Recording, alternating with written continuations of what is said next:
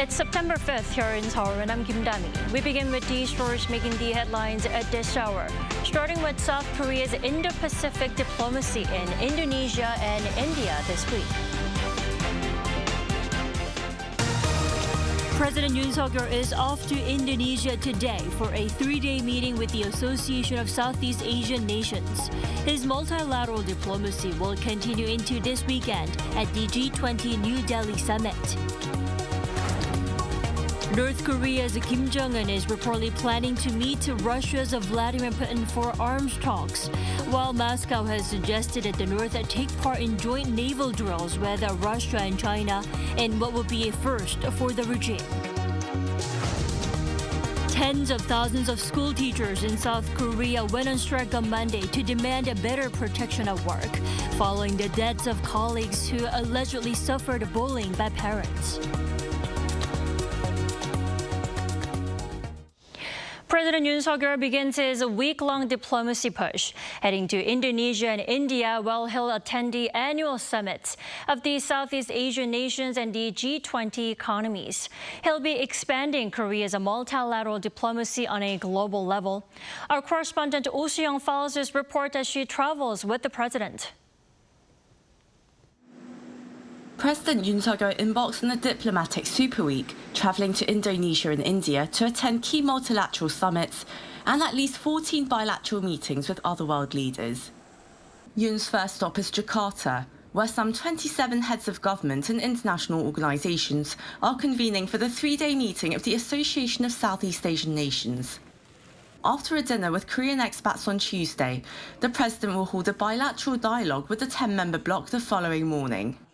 He will build on the Korea-ASEAN Solidarity Initiative, which he presented last November in Cambodia, as a key part of South Korea's Indo-Pacific strategy that strives for freedom, peace and prosperity in the region. President Yoon will attend the ASEAN-related summit in person for the second straight year.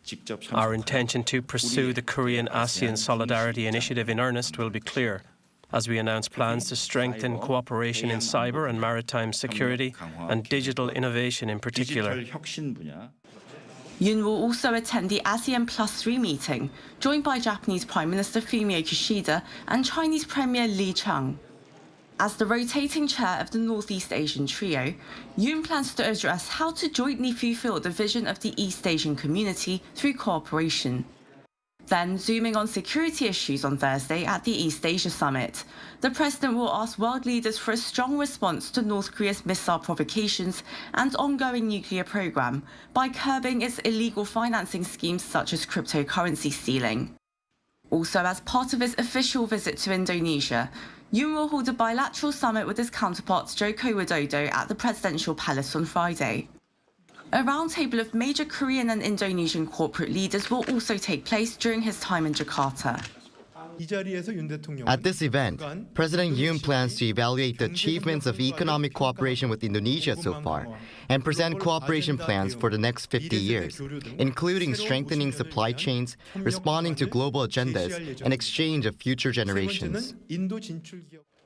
With his itinerary extending to the G20 conference in New Delhi, Yoon will engage in further summitry on the sidelines of both multilateral meetings, with 14 bilaterals confirmed, including with India, and possibly 6 more, according to the top office. Marking the 50th anniversary of diplomatic relations with both Indonesia and India this year, a presidential official said Monday that Seoul sees great potential for synergy in aligning their national interests amid growing geopolitical and ideological tensions in the region. Oh Soo-young, Arirang News. The first week of September is set to be an eventful one on the diplomatic front, with ASEAN-related meetings and the G20 summit taking place starting from today. For more, let's turn to Professor Kim Jonghyun this morning. Welcome back to the program. Thank you very much for having me.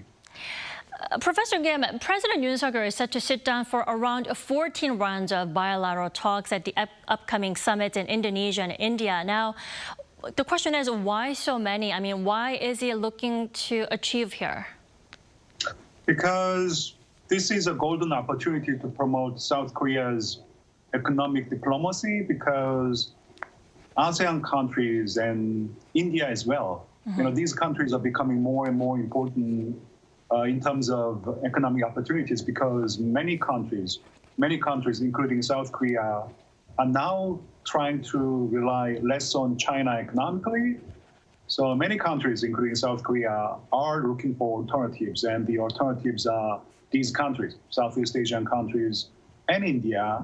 I think the Yoon government understands this, so President Yoon wants to capitalize on these important diplomatic events, ASEAN-related summits in Indonesia, and then G20 in India. He'll be having as many bilateral summits as possible, some, 14 to 20 rounds of bilateral summits. And the major objective, I think, is to promote South Korea's economic diplomacy. Right, the timing of these summits can't be any better. Now, like you said, sales diplomacy will top Yoon's trip this time. That's why major conglomerate leaders are tagging along with him to Indonesia this time. Now, how much more successful will his trip be, considering all these factors this time? So far, I think President Yoon's sales diplomacy has been quite successful. In my personal opinion, I think has been paying off. There is a sign that South Korea's export to Southeast Asia has increased after President Yoon's sales diplomacy, and it's not just the number, I think. I think it's the attitude that matters more, the attitude of President Yoon, the words of President Yoon saying that I am #1 salesperson of South Korea. Just let me know if I can be of any help, I'll be there. So the attitude is quite encouraging, I think, encouraging to South Korea's business leaders. So I heard that business leaders think very highly of President Yoon's sales diplomacy. I'm pretty sure that the upcoming trips would be very important in terms of sales diplomacy, given the track record of President Yoon's sales diplomacy. So I think the upcoming trips would be quite successful as well. Right, President Yoon's rather welcoming attitude has been a helpful factor in terms of, improving ties with other nations, especially when it comes to economy. Exactly. Yeah. Right. So, as I said, yeah. Now, So Professor yes, Kim, if I may, will the ASEAN +3 summit include a discussion on a possible summit between South Korea, Japan and China? I mean, within the year, how likely is it that the three sides will actually sit down for a summit? It's really hard to tell at this stage, but one thing for sure is that South Korea is entertaining this idea very seriously. I mean, the idea to hold a trilateral summit. Trilateral summit hasn't taken place in several years. But now the COVID lockdown is over, and it's South Korea's turn to host the trilateral summit this year. And I think South Korea is in good stead here because the secretariat for that trilateral is located in Seoul. Sure, there are many hurdles that three countries need to cross to hold that summit this year. Release of Fukushima wastewater is not helping either, but there is a sign that China is interested in trilateral summit because there has been a couple of forums organized by the secretariat for the trilateral, and China participated in those forums. So, I think prospect is not that bright, but still, because it's not going to be President Xi who needs to attend this venue, it's going to be rather Prime Minister Li Chang. So that, I think, is a lesser burden on the part of China.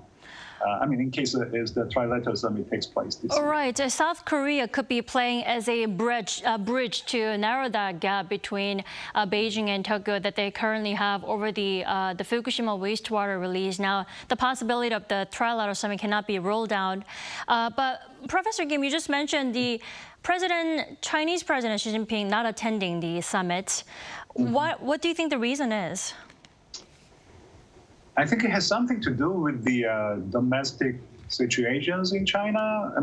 Economy is in bad shape, so President Xi needs to concentrate more on domestic economic situations rather than traveling abroad for diplomacy. And on top of that, he just came back from South Africa to attend the BRICS summit. So traveling to Indonesia and then to India can be a little bit too much, given President Xi's tight schedule.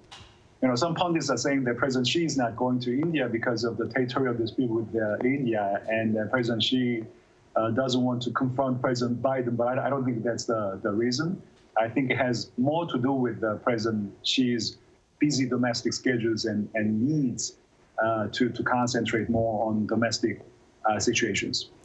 Right. President Xi appears to be quite occupied at the moment. Now, cooperation with China is almost inevitable between South Korea and China. Now, how can South Korea really sort out the things with China, especially in the midst of China's economic instability that you just mentioned?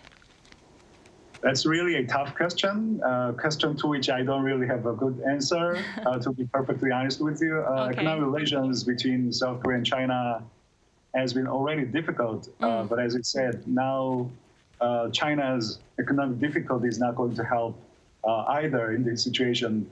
I think China still is a very important market for South Korea's products.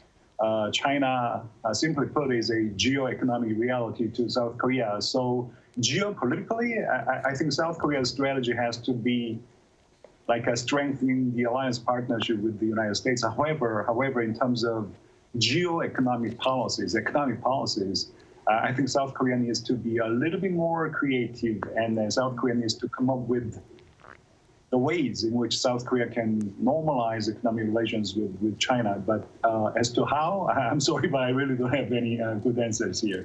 All right, we'll get back to you in the near future. Professor Kim Jonghyun, thank you so much always for your insight. We appreciate it. Thank you very much. Thank you.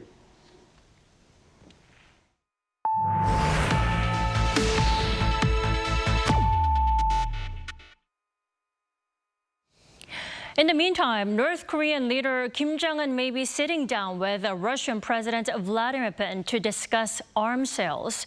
The much speculated talks will reportedly take place in Russia within the month. Shin Se-byuk reports. North Korean leader Kim Jong-un may travel to Russia to meet with Russian President Vladimir Putin this month, as the Kremlin has sought to acquire military equipment for use in the Ukraine war. According to the U.S. National Security Council spokesperson Adrian Watson on Monday, Washington has the information that the North Korean leader expects to visit Russia to discuss an arms deal. The likely venue for the two leaders' meeting is the Far Eastern Federal University in Vladivostok, where the Eastern Economic Forum is scheduled to run from September 10th to 13th. While urging Pyongyang to abide by its public commitments not to sell arms to Russia, Watson noted that Russia had convinced North Korea to sell artillery ammunition to Moscow during Russian Defense Minister Sergei Shoigu's visit to Pyongyang in late July. The U.S. State Department also called for an immediate halt to arms trade between North Korea and Russia, stating that such dealings violate UN Security Council resolutions. The expected visit follows Washington's earlier concerns that the two countries are in the middle of arms negotiations, which are advancing actively. Last week, the U.S. National Security Council Coordinator for Strategic Communications, John Kirby, said Kim and Putin had exchanged letters pledging to deepen their cooperation. Pyongyang, however, has denied engaging in arms trade with Moscow. Meanwhile, Russia is discussing holding joint military drills with North Korea and China, comparing the plan to living in peace and harmony with neighbors. This information came from Russian Defense Minister Sergei Shoigu on Monday. Earlier the same day, South Korea's National Intelligence Agency said that Russia formally proposed a joint naval drill with China during Shoigu's visit to North Korea in late July. If it happens, it would be the first time for Pyongyang to participate in drills of this kind. Shin Se-byuk, Arirang News. Russian President Vladimir Putin says his country is ready to return to the Black Sea grain deal if and when agreements relevant to the accord are fulfilled. And his demands come after he held talks with his Turkish counterpart on Monday. Lee Seung-ja has more. After holding talks with Turkish President Recep Tayyip Erdogan on Monday, Russian President Vladimir Putin said he's willing to resume the landmark deal, allowing Ukraine to export grain safely through the Black Sea, only if the West meets Moscow's demands on its own agricultural exports. I would like to reiterate our principled position. We will be ready to consider the possibility of reanimating the grain deal. I once again told the President about this today, and we will do this as soon as all the agreements on lifting restrictions on the export of Russian agricultural products are fully implemented. He also stressed that Russia's withdrawal from the Black Sea grain deal did not affect global food markets, adding that there's no physical shortage of food. While Putin acknowledged that there are problems with the fair distribution of the grain, that has nothing to do with the grain deal itself. The Russian president emphasized that if his demands are met, the deal could be back in place within a matter of days. Meanwhile, his Turkish counterpart said Turkey and the UN, which brokered the original grain deal, have again put together a new package of proposals to resolve the issue. And with criticism that Russia's withdrawal from the deal will cause developing nations who rely on the imports of grains to suffer, Putin announced that Russia was close to finalizing an agreement to provide free grain to 6 African countries via Turkey. 이승재, Arirang News. Iran has slowed its uranium enrichment to close to weapons-grade levels, hinting at an attempt by Tehran to ease tensions with the U.S. This according to an IAEA report seen by the Associated Press on Monday. The report indicates that Iran has 121.6 kilograms of uranium enriched up to 60%, compared to 114 kilograms in May and 87.5 kilograms in February, marking a far slower increase. However, the UN nuclear watchdog chief Rafael Grossi warned that Tehran still has enough enriched uranium for several nuclear weapons. The latest report comes as the U.S. and Iran have been negotiating a prisoner swap, along with the release of billions of dollars in Iranian assets frozen in South Korea.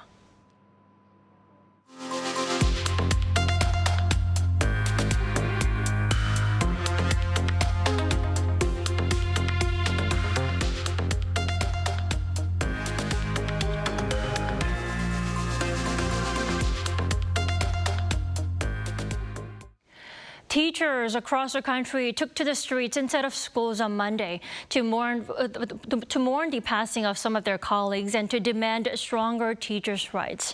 The government and politicians promised to institute change. Kim Jonghyun reports. Teachers in South Korea are grieving, and they're angry. They're grieving for lost fellow teachers, and they're angered by the lack of administrative measures to protect them. On the 49th day since the death of an elementary school teacher at Seoul Seoyi Elementary School, teachers from all over the country gathered in front of the National Assembly to mourn the young teacher who took her own life in July. They're also mourning 3 others from different schools who also committed suicide in just 4 days since last week.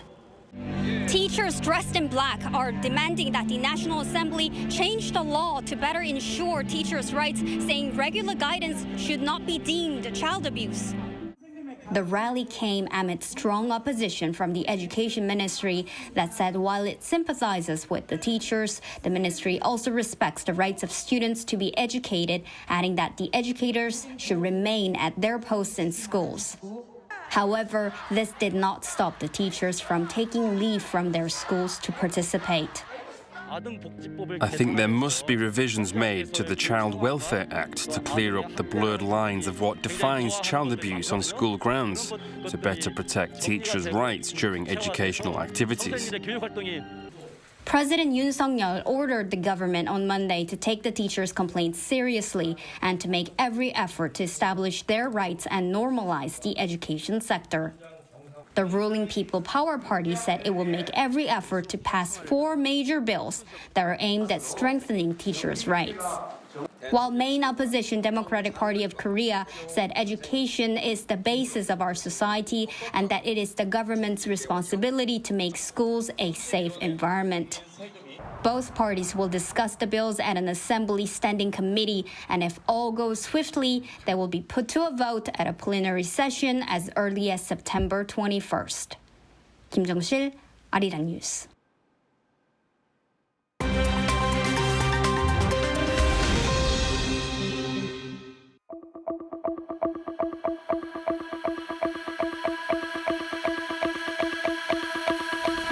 Good morning, I'm Matthew Ashley, and we now turn over to stories from around the world. We begin in the Kenyan capital of Nairobi, where the first Africa Climate Summit is underway. Now, organized by the African Union, the 5-day summit, which started on Monday local time, is centered on the theme of green growth and climate finance. It looks to address Africa's increasing exposure to climate change and to influence climate pledges and outcomes. Now, the continent of some 1.3 billion people currently produces only 4% of the world's emissions. But a report from October 2022 says that since the start of that year, at least 4,000 people were killed and 19 million affected by extreme weather events on the continent. Africa also loses some $7 to $15 billion annually to climate change. More than a dozen African leaders are attending the summit, including those from Burundi, Malawi and Sierra Leone. UN Secretary-General Antonio Guterres and former Secretary-General Ban Ki-moon are also in attendance, alongside US climate envoy John Kerry. Now, staying in Africa, the leader of a military coup in Gabon last week has been sworn in as the country's transitional president. In a televised ceremony on Monday in the capital of Libreville, General Brice Clotaire Oligui Nguema pledged to bring free, transparent and credible elections. The coup last week overthrew President Ali Bongo, whose family had ruled over Gabon for the past 55 years. It came shortly after the local election commission declared Bongo had won an election that was marred by a lack of transparency and irregularities. The military leaders annulled the election results and placed Bongo under house arrest. Now, a new report says that invasive species cost the global economy at least $423 billion in 2019.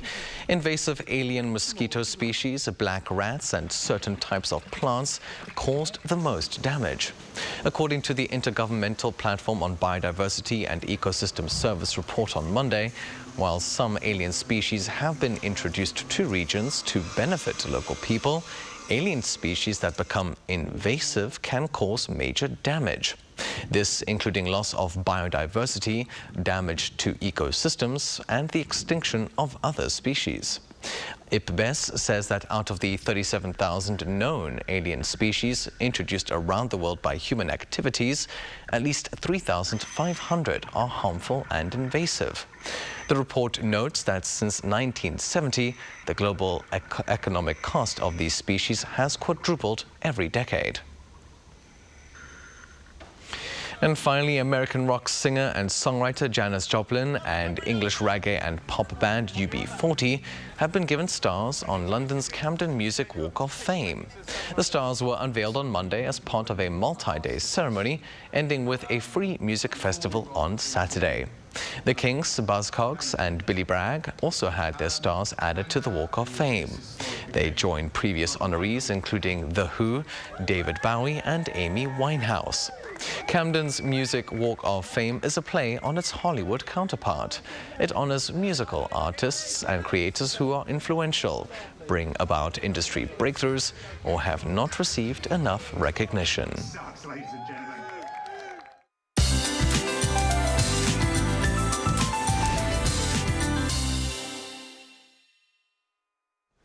Good morning. It was quite muggy yesterday with moisture in the air. Heat returns across much of Korea with a heat advisory reissued in many of the South Coast regions and inland areas. And afternoon highs will be hovering around 30 degrees Celsius under mostly to partly sunny skies today. High humidity will be of no help. There could be passing rain in upper inland areas and coastal regions near Jeollanam-do province during the day. And when it starts to rain, it could pour down 30 millimeters an hour along with thunder and lightning. The capital had warm overnight temperatures and afternoon highs in most parts will be 2 to 4 degrees higher than seasonal norms. So Seoul will go up to 32 degrees Celsius this afternoon. Chuncheon, Gwangju at 31 degrees. Then we can look forward to much brighter conditions with lower humidity, but the late summer heat wave will continue through the weekend. But at least we can have a taste of autumn in the mornings and evenings. That's Korea for you, and here's a look at the international weather conditions.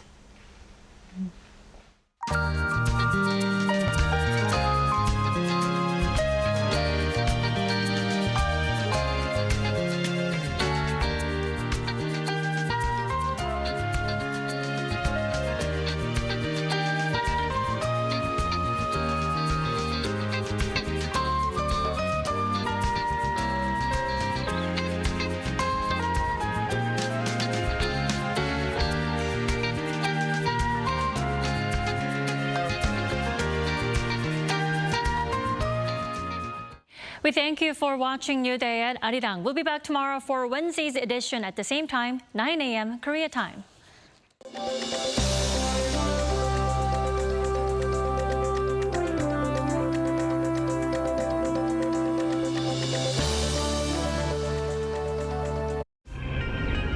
한국에 오면 먹어야죠.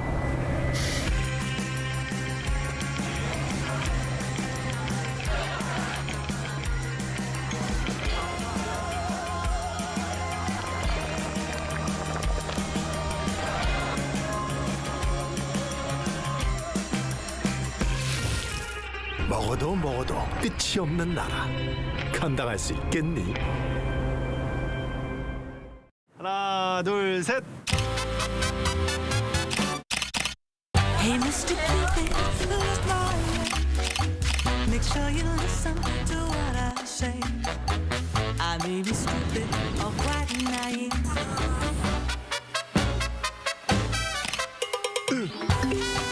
끝없이 쏟아지는 포토스팟. 휴대폰 한 대로 감당할 수 있겠니? Arrow straight through my heart. 웰컴.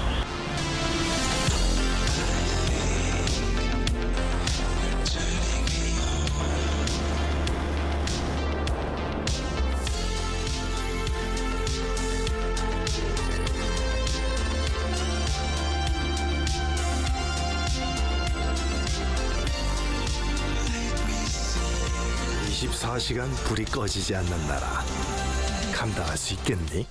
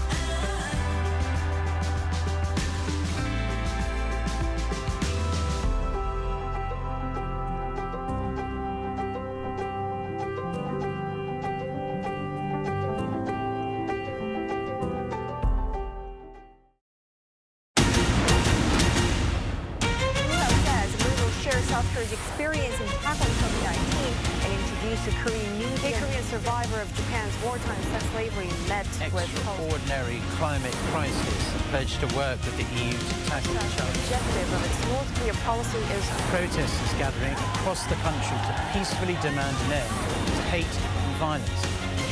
Arirang, what matters? 하나, 둘, 셋. Hey, Mr. Cupid, who's mine? Make sure you listen to what I say.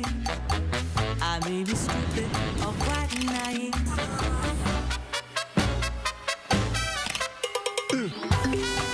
끝없이 쏟아지는 포토스팟. 휴대폰 한 대로 감당할 수 있겠니?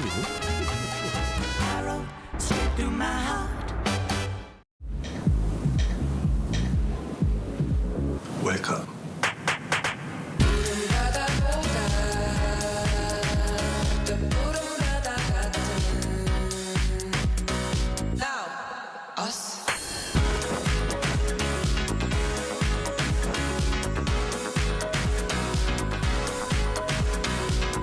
엄청난 에너지를 춤으로 뿜어내는 나라. 감당할 수 있겠니?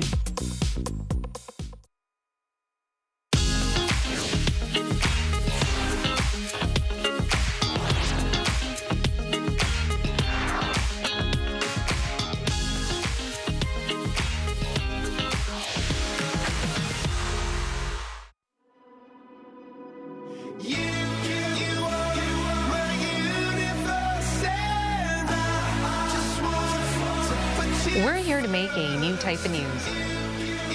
New insights, new styles, and new topics every day. We are News Generation. Making news just for you. It's September 5th here in Seoul. I'm Yoon, and this is News Generation, where we make the news at Arirang's very own open studio. Every morning, we'll discuss the top issues and latest current affairs affecting people in their 20s and 30s. Joining me in the studio is Kim Jonghyun. Good morning, Yoon. Good morning, and Cheska Daina. Happy Tuesday, everyone. Happy Tuesday. Both are here to speak on behalf of people in their 20s and 30s. As usual, let's start with our news feed, which covers different hashtags and news items that have been trending on social media over the past 24 hours. Despite COVID-19 related restrictions mostly lifted, China isn't seeing a lot of international tourists visit its country. The South China Morning Post found that the number of foreign travelers in the first half of this year only reached 30% of that in the same period back in 2019. Industry insiders cited geopolitical tensions and China's global image since the pandemic as reasons why tourists are choosing not to visit. Moving on to news in Korea.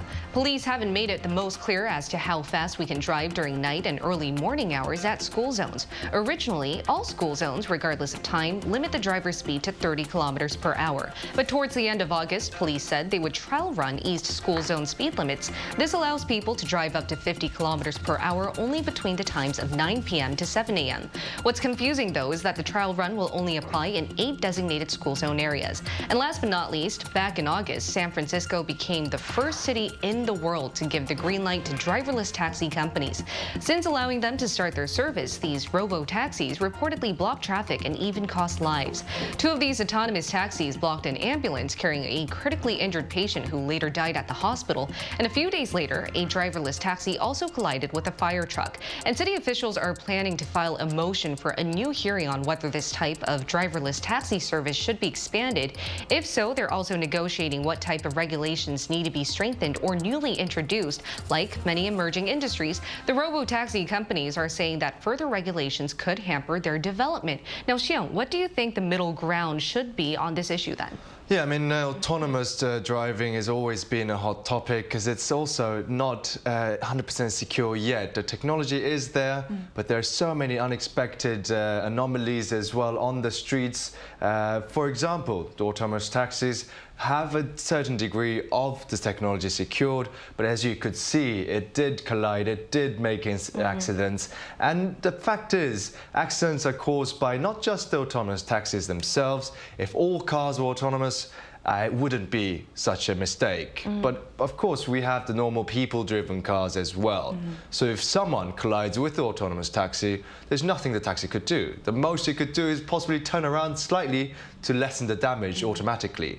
So I mean, in a sense, if there's a mix of autonomous driving, robot driving, as well as humans driving, it's going to be some sort of confusion, some sort of collision as well, regardless of the regulations. All right. Now, Cheska, what do you think about this issue? You know, I think this issue definitely extends, you know, just beyond, robo-taxis, because, I mean, already there has been a damage caused, but who's paying for the penalty? You know, a life has been taken, an accident has been made, damage has been done.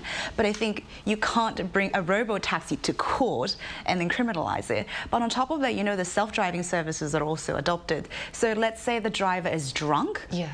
And you are pulled out into an accident, you know, whose fault is it? Maybe the driver might say, well, it was self-driving and I had no part in it. Yeah. Let's say that car caused an accident. Now, whose fault is it? So there's a lot of things to think about. I mean, is the license system going to change? Is it going to extend to who can drive now, people with disabilities, or is it going to limit it? I think there are tons to think about. Yeah, I mean, for example, we even had the case of Tesla drivers drinking in the back. You know, and they were like, oh, yeah, this auto-driven, no, it's not my fault. That was exactly, Especially also the taxi industry in Korea, they've been protesting a lot to better their working environment and things like that. So if there are robo-taxis, that could also be a really big issue as well. Yeah, it could affect their livelihoods as well. But we're all for development. We're all for the advancement of development and seeing this like technological milestone. But as you guys mentioned, I think there still needs to be a lot of negotiation done on this matter. And that was our news feed for this Tuesday. Let's switch gears to our main discussion topic of the day. Here in Korea, a popular topic of debate has to do with how Korea treats and sentences its criminals. Today, we're going to focus specifically on how and when officials decide to disclose information about a suspect. Following recent stabbing attacks and rape incidents against innocent people, many in Korea have voluntarily taken on the title of civilian police. These so-called civilian police conduct their own investigations and research who the latest suspects are, and then disclose their personal information online. Under the current law, only police can reveal such info of a suspect in a, quote, serious criminal case to ensure public safety. The information they disclose includes a photo, the suspect's name, and age. Also, actual mugshots of criminals taken after their arrest can only be revealed with the suspect's consent. Backed by growing public opinion against the efficacy and legitimacy of the current law, more civilians are choosing to seek justice themselves while skipping formal procedures taken by police. For years, Korea has been discussing when and how to reveal the information behind a criminal suspect. Critics have long voiced their concerns that the current laws overly protect the rights of suspects. Under the current law, the police only disclose the information of a suspect under these three conditions. 1, when the crime committed was extremely heinous. 2, there's enough evidence pointing to the suspect. And 3, when it seems necessary to guarantee the public safety. Here in the studio, let's do a quick OX quiz to see if you guys agree with 3 conditions or the idea that the info of a suspect who hasn't been charged yet should be disclosed. So hold up O or X based on your answer. Who hasn't been charged yet? Yes, he's only a suspect. Here he is. Ready? Go. Yeah. Okay, so you say O. Why? I mean, I do very much agree with the 3 conditions, but do not think a suspect who hasn't been charged yet should have his or her personal information disclosed. Not only does it go against the principle of presumption of innocence, but it may hinder the investigation itself if the public interferes based on the disclosed information, which has no sources as well. I mean, furthermore, the Article 71 of the Personal Information Protection Act stipulates that providing personal information to a third party without consent is subject to up to 5 years in prison or a fine of about 50 million won, which is around $40,000. So, I mean, you know, privacy is a grave matter, whether or not, you know, you're a criminal or yet to be indicted as well. I see. What about you, Cheska? Why'd you hold up X? Grace, wasn't the question, should we reveal information? Should we reveal So we shouldn't, is my answer. Okay. So when it's a suspect, I think the main point is once the information is out, once it's done, it can't be undone. Meaning if the information is out, we can't go around and erase people's memories if the suspect is found innocent. So that is something that public can actually, the rage and, you know, the anger that they feel can spread like wildfire, and sometimes it just can't be contained. So I think it's a little bit dangerous to allow for revealing of information to the public when the suspect is still in question. So you guys are saying we should be very cautious about that. Yeah. But what if the suspect has turned into a formal defendant? Would you be for revealing their information online? I mean, personally, I would be. I mean, in this case, definitely yes for me. Even in the Korean media, quite often I find it bizarre that formerly charged criminals have their faces blurred out, allowed to wear deep baseball caps with face masks. They even and everything. cover up the handcuffs, right, with covering jackets. Up the entirety of their faces, as well as the strange Korean tradition of covering up the handcuffs, as you said. The handcuffs wrists of the criminal with a jacket or a piece of cloth. However, under the principle of presumption of innocence again, meaning that the suspect is not treated as a criminal until after a trial and sentencing, it makes sense that handcuffs are not exposed to avoid prejudice. This goes back to 2005. It was the National Human Rights Commission of Korea who called for this, which became a norm after the Constitutional Court ruled it unconstitutional back in 2014. I see. What about you, Cheska? What are your thoughts on that? I think this is where Seong and I kind of divide. Okay. I think it's a very tricky area, but I still said no. Trust me, I really think that the system should reveal the information, the faces of the criminal once he or she has been convicted.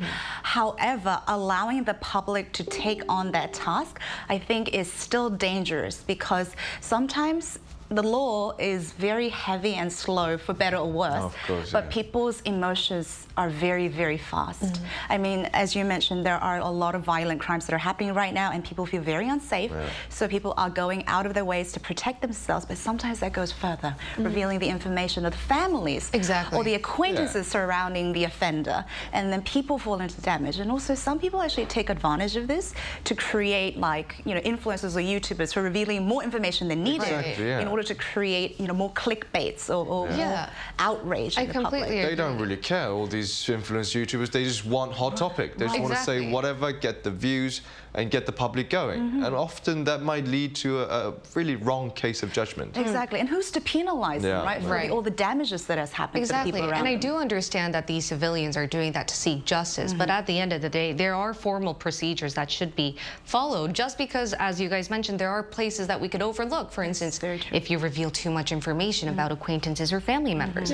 Now, debates like this have flared up recently following a string of crimes that have shook up the country, right, Cheong? Of course. Recently, there has been a surge in the number of violent crimes in public, which has spread fear amongst many Koreans. Just this year so far, we've seen the disclosure of full suspect profiles, including mugshots and names, for 6 high-profile murder cases that are still under investigation. So, it was proceeded in accordance with the aforementioned 3 conditions. And compared to 2020, where there are only 2 cases of this full information disclosure the entire year, this is actually quite a big number this year. So especially after the recent cases of multiple random stabbings in crowded public areas, many everyday citizens have resorted to carrying out their own investigations and of course sharing information about the suspects on the web, mainly for the prevention of further crimes. Right, but could you elaborate, Cheska, on how they're actually being able to do this? They seem to be great investigators. I know, I wish I knew how to do it. How are they getting all this information? I think, spread of social media, definitely, I think that's one way they do it. And I think, as Byung mentioned, because the situation is getting so serious, the quote, hero rises in troubled times. Now, the term hero is very, very debatable, but the situation, I think, is quite relevant because there are so many things happening that even the system can't take hold of or catch up with. The citizens feel like they need to step up in order to protect themselves because, let's face it, none of us want to be the next victim. We don't. Because we weren't able to protect ourselves in advance. So I think people kind of step up to become civilian police, to become the kind of heroes or the protectors if the system fails to do so. Because enforcement of law actually takes time. It takes stages. It has due diligence. It's got to have evidences. So it does make sense. If you want to do something immediately, you got to kind of take it to your own hands. That's what the idea is, I guess. Slow and careful, the law itself. Right, so a lot of people are talking about whether this is the right direction to go, though, because it is illegal. Revealing someone's information, especially when they're still a suspect, is illegal here in Korea, especially if you're not police force. But why do you think, what are millennials and Gen Z, including yourselves, saying about this issue? The young generation, of course, are very digital savvy, and the idea of vigilantism, of mob ideas as well as taking the things into your own hands, is actually all can be justified in some hideous crimes. That's what the young people think. You know, of course, we're all especially after widespread complaints on some violent crime cases having very soft sentencing in recent cases of even rape, sometimes sexual abuse, even child abuse. A lot of people have been getting off quite easily in the public's eyes. So, I mean, that's what tempted a lot of the young generation to actually go about and take matters into their own hands. So, I mean, a lot of them, as I said, are digital savvy, and everybody has digital footprints on the web these days. So you could find where they live, their social media, their friends, the suspects' families and everything quite easily if you put in the effort. But you got to remember that these sort of investigating in your own sense, making judgments on your own behalf can have serious damages, and you got to think about the responsibilities to take care about yourself. Right, and as you mentioned, soft sentencing. A lot of people in our generation are saying the criminal law in Korea seems to be in the favor of suspects in a way, and the soft sentencing as well, because they're constantly comparing cases abroad, right? Absolutely. So I think our generation definitely thinks it could use some improvement, and the system needs to bolster so that the public takes the less forefront. So I think the cases that are most quoted is Japan and the United States.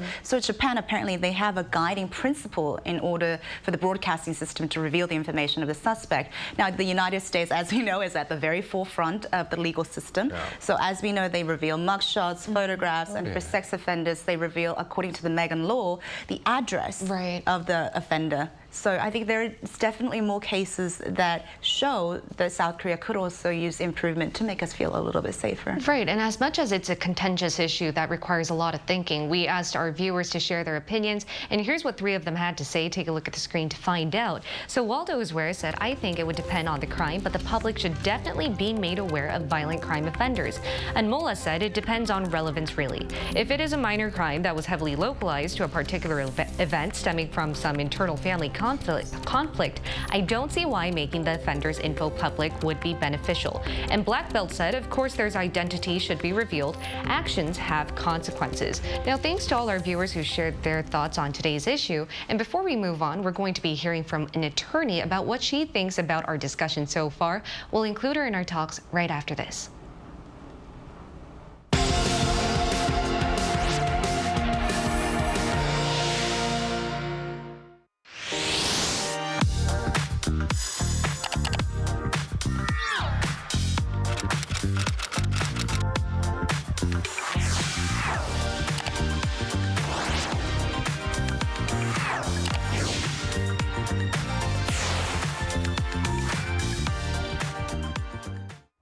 To find out whether there is wiggle room to change the current laws regarding disclosure of suspects' information here in Korea, we're going to talk to an attorney in Seoul. It's Chun Sumi. Great to have you back on our show, Sumi.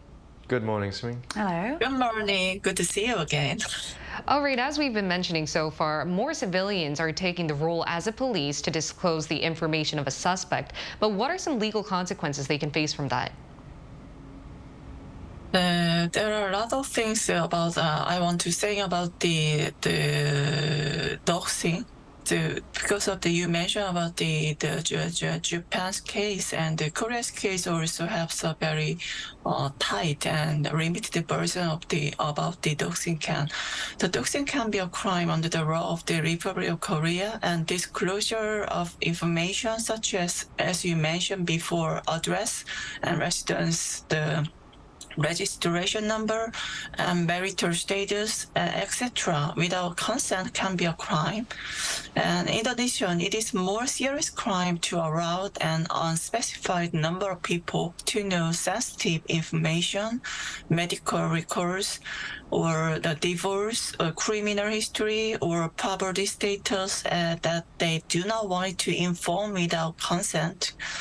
Unauthorized posting of such information on the internet for the purpose of slandering is punishable by up to 3 years in prison or a fine of up to 20 million won if the information is true. In particular, if the information is not true, it is punished by imprisonment for not more than 7 years or a fine of not more than 50 million won. Yeah, of Yeah, course. I that's mean, my I think answer. the problem is also the online space these days. It's so easy to disperse information, and dissemination of even wrong information goes about so quickly. Yep. And I mean, under the current law, when do the police give out a suspect's information, and how many times have they done it in the past, and how severe were the crimes? Maybe in case of the suspect who has committed a violent crime or committed a sexual violence crime, the personal information can be disclosed to the public even before being tried. It can be disclosed only when the requirements such as the mean of the crime are cruel and the damage is serious, and there is a sufficient evidence of the suspect's crime. It will benefit the public interest, such as guaranteeing the public's right to know crime prevention, and suspect is not a minor. And if all of the above requirements are met, a personal disclosure committee will be held. And if the personal disclosure is decided by the committee, and suspect face, name, like you mentioned before, mugshot, and the age will be disclosed. Currently, there are about 50 suspects who have been disclosed. Most of them are murderers, and some of the perpetrators of the Nth Room, as you know. Nth Room case are included. The Nth Room, yeah. The Nth Room sex scandal case, yes, all right. And moving on to last question. That's very famous on the Netflix, as you know. Yes. Briefly speaking, so if the government and the system were to become more active and open to revealing more criminals' information, do you think the public doxing rate or public's desire to reveal information would actually go down? As a human rights lawyer, I have been working for a long time to help crime victims. They have been living in a pain for a long time. On the other hand, rather than reflecting on themselves, the perpetrators often show themselves living well, as if nothing had happened when they were punished. So personally, it is necessary to actively disclose the personal information for crime, for victims, and severe punishment against the perpetrators. However, this should only apply if there is a clear evidence, otherwise it could become a witch hunt and cause where intentioned victims, I think. So there is a need for the harmonious application of the law, I think. All right, we'll hope to see that happen. Thank you so much, Sumi. It was a pleasure to talk to you today. Thank you. Thank you. Thank you. All right, and we're going to wrap up with how we think about what we should be doing to deal with disclosing a suspect's information from now on. Very briefly, Xiang. I mean, to be honest, right now, I think is a good standard. The three conditions aforementioned are actually in the legal sense, very fair. I mean, it does make sense, even a suspect should go fair trial before actually being accused or being confirmed as a convicted criminal. I mean, it might be the case that it must have been a wrong case as well. There might be something happening in the background that we didn't know, new evidences. So it should have the benefit of doubt, also a presumption of innocence, as they keep mentioning. Right. What about you, Cheska? I do agree that slander and libel is a damage that just can't be undone once it's done. So we have to be very careful about revealing the information. However, I do believe that the government should step up and actively inform the public about the procedure that they're going through, so that the public is aware, okay, we're going to receive the correct information once the case is moving forward. I think that's the assurance that we need. That's the thing. That's the thing. If the police or the government keeps on revealing information, it's going to interfere with the investigation. And that's why people, that's why they try to gather most evidence as much as possible before actually announcing or before actually sentencing someone. Because if everybody knows that what's going on, in that house something's happened, we found this new evidence, it's might, someone might come by, look at it, and be like, oh, look at me, the YouTuber might do that. Yeah. It's not a good sign for the investigation itself as well. So I think that's the problem with the government. I think the bigger delaying. issue. Yeah, I think the bigger issue though is the reality is civilians are revealing the information, and it's illegal. So there needs to be negotiation on how we should better regulate this, and we'll hope to see that coming on in the near future. Until then, we'll be here every day from 9:30 to 10 a.m. Korea time, bringing you more topics young people are talking about. Special thanks to Kim Jonghyun. My pleasure. And Cheska Dino. Pleasure's always mine. Thank you. All right, and thank you everyone for watching. We'll see you tomorrow. We are News Generation.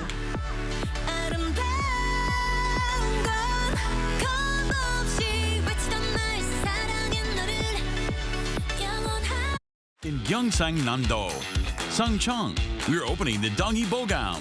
You can meet a variety of Hanbang, Korean medicine for vitality, Korean medicine for healing, Korean medicine for joy, Korean medicine for Expo, 2023 World Traditional Medicine